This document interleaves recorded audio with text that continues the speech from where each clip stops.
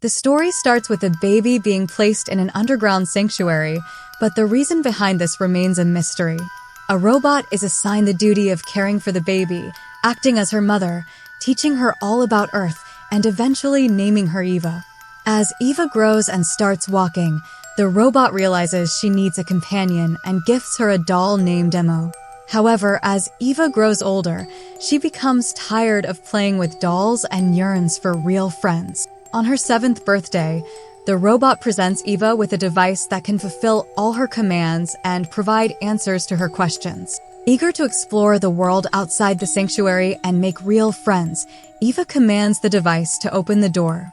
But she learns that she can only leave the sanctuary if she passes a final test. The robot then introduces Eva to a hologram named Cadmus, who discloses the truth behind the underground sanctuary. Cadmus reveals that the Earth is in a critical condition, making it unsafe for humans to live on the surface. Therefore, children like Eva are being raised in the underground sanctuary to keep them safe and prepare them for the challenges ahead. Over the years, Eva undergoes rigorous training to equip herself with skills like climbing walls, planting, cooking, and calculations. A few years later, when Eva reaches the age of 16, the robot informs her that it is time for her to take a test to determine if she is ready to go to the surface. Nervous but curious, Eva hears a strange noise coming from a restricted passageway. Ignoring the warning signs, she breaches the door security and explores the mysterious passageway. To her surprise, she discovers a message addressed to her, urging her to find her way. Despite finding a hole that leads to the surface, Eva is unable to pass through, leaving her disappointed.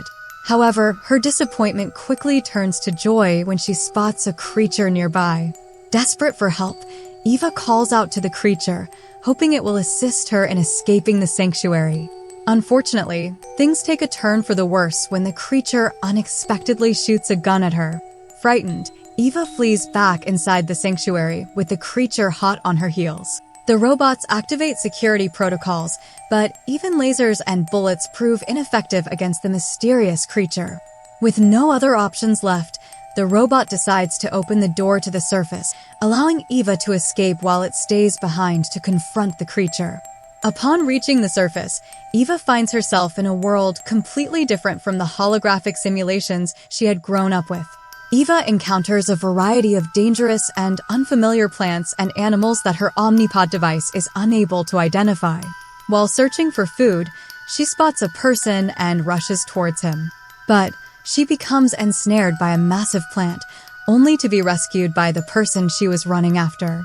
To her surprise, the person turns out to be an alien, not a human. Initially frightened, Eva realizes that the alien, named Render, means no harm as it removes the plant trap and drinks its water. When Eva tries to communicate with Render, the alien ignores her questions and leaves, sensing the presence of a hunter beast. The beast captures Eva and Render, hanging them upside down on a tree. Eva manages to free herself and discovers her robot mother at the beast camp, along with a captured behemoth named Otto. Eva frees Otto, who promises to be friendly if she releases him. As the beast chases Otto into the forest, Eva seizes the opportunity to free Render. Carrying her unconscious robot mother, Eva looks for a way to escape. Suddenly, the beast confronts them, then Otto quickly places them all on his back as they are being chased. Unfortunately, they reach a dead end with no way to escape. However, Otto surprises Eva by jumping down the cliff and dodging a shot from the beast's gun. To her surprise, Otto can actually fly, but he insists that he is just gliding. He takes them far away from the beast, and Eva happily thanks him for his help. Despite being away from the beast, their problems are not solved as Eva's robot mother is still unconscious. She tries to search for something in her bag that can help reconnect her mother's body, but Render stops her. Instead, he gives her a gum, and when Eva puts it in her mouth, she begins to understand Render's language. He gave it to her only to tell her to be quiet as she talks too much. Her robot mother wakes up, but suddenly attacks Render, seeing him as a threat. Eva explains everything to her and finds a patch on Render's clothing, which she believes belongs to the humans. Render tells her he found it in a shop in town called Lacy's. She makes a deal with him to lead them to Lacy's in exchange for her Ornod device. As they begin their journey to Lacy's, Eva hears a cry for help somewhere in the forest. She traces the sound and sees a baby stand sniper whose claws are caught in a trap. Render warns her not to go close to it because it's dangerous and its mother might be close by. Eva doesn't mind taking the risk to save its life, but when she tries to do so, the hunter beast shows up, forcing them all to go into hiding. The beast captures the baby sniper and flies away. Finally, they arrive at Lacy's, the most beautiful place Eva has seen so far on this planet. Render tells them they won't be welcomed in this place because they are not citizens, but fortunately, there is a spiderfish race going on today, so the citizens won't notice them. He also provides them with Lacy's attires to blend in, just in case. Unfortunately, Otto is asked to wait outside. They eventually find the shop where Render got the patch from. Eva asks the shop owner, Coral, about the patch. However, Coral refuses to give them any answers unless they pay 500 shellacs. Since they don't have the money, he kicks them out of the shop. Eva is worried about how to get 500 shellacs. A citizen suggests she can bet on spiderfish races to earn the money. She registers for the race, but has no valuable items to bet, so she has to risk placing her robot mother on the bet. If she loses, she won't get the money and her robot mother back. During the race, Eva's spiderfish starts off losing, but she finds a way to communicate with it through her mind and motivates it to win the race. She wins the bet and gets the 500 shellacs, and her robot mother is returned to her. She gives the money to Render for safekeeping, and they plan to go to Uncle K's shop the next morning. Render knows that the hunter beast could find them at any moment, so he takes them to his brother's place, Fizzin, for shelter. Fizzin has a lovely wife named Hostia and 2 kids who are happy to see Render. While the kids play, Eva's hat falls off, revealing that she is human. Render explains how he found her and assures his relatives that she means no harm. After dinner, Render leaves for the night, but promises to return in the morning, leaving Eva and the robot at the house with Hostia. Hostia told Eva that seeing Render with her was the first time she had seen him almost smile. Render used to always be happy, but everything changed when he lost his family. Later that night, the kids showed Eva a room where she could sleep. They also mentioned Darius, someone who knew a lot about humans, and showed her where he stayed. At midnight, Eva sneaked out and climbed up to Darius' house. Upon entering, she met Darius, who turned out to be a magician and the giver of answers. However, he only gave answers about what had already happened. Before giving answers, he required a gift. Darius asked for Eva's happy memories, which she didn't hesitate to give. He then decided to answer her questions about where the humans were.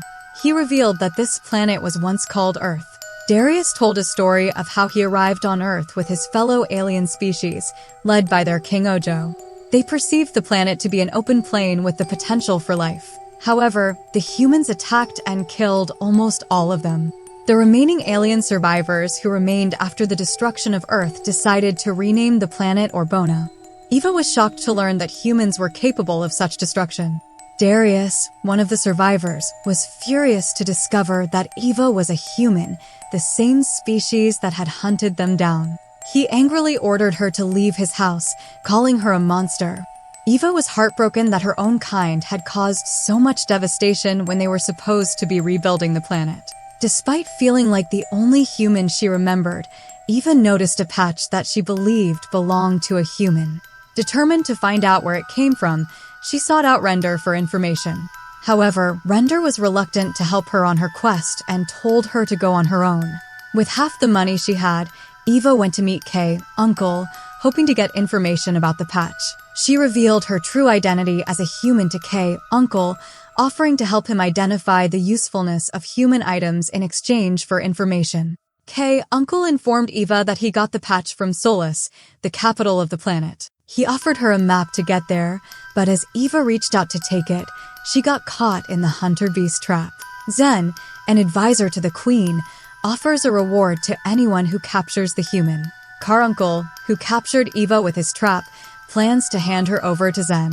He calls the hunter beast, who is actually working for Zen, to his shop.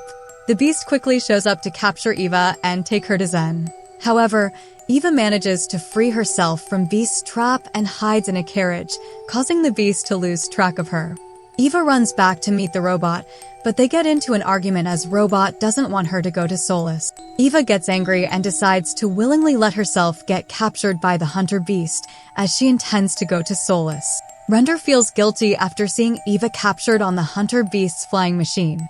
The Beast takes Eva inside the Palace of Soless and delivers her to Zen, the advisor to the Queen. Zen calls for the presence of Queen Ojo, who orders her guards to lock Eva up, as the aliens believe humans have the ability to melt brains. Eva escapes from the guards and runs away, leading Queen Ojo to a place in the palace where her father, the former king, stored different ancient human artifacts. Queen Ojo explains to Eva that she has no power in the palace. After the king's death, power was placed in the hands of an alien named Lorak until Queen Ojo finished her education. Queen Ojo, who sees Eva as her first and only friend, decides to help her find other humans. She takes Eva to a place where she stored one of the greatest human artifacts, a car which she calls the Goldfish. She tells Eva to take the car and use it to find her people.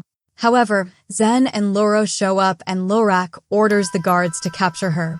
Even when the queen begs to let Eva be, calling her a friend, Lorak tells Zen, who is not just the palace advisor, but also a scientist, to make an experiment on her. Eva manages to distract Zen and escapes from his laboratory. The guards chase her, but the queen shows up with a goldfish to rescue her. Upon learning from Eva to conquer her fears, the queen decides to challenge Lorak to take back her throne. She tells Lorak to hand over her scepter, the symbol of authority, and step down from her throne. The guards, seeing the childish queen now standing up to Lorak, decide to support the queen in her rights. Lorak, with no other choice, hands over the scepter. Then the queen gives Eva the location of a ruined human civilization beyond a dangerous desert, and Eva decides to go there, believing she can find human there. She says goodbye to Queen Ojo and begins her journey. On her way, she meets up with Render, the robot, and Otto, who couldn't leave her alone. They decide to follow her. The location of the other humans they see on the road, Eva is thrilled to see the human city from after. A narrow bridge leads to the city, but crossing it is really dangerous because there is a lake of sulfuric acid beneath it.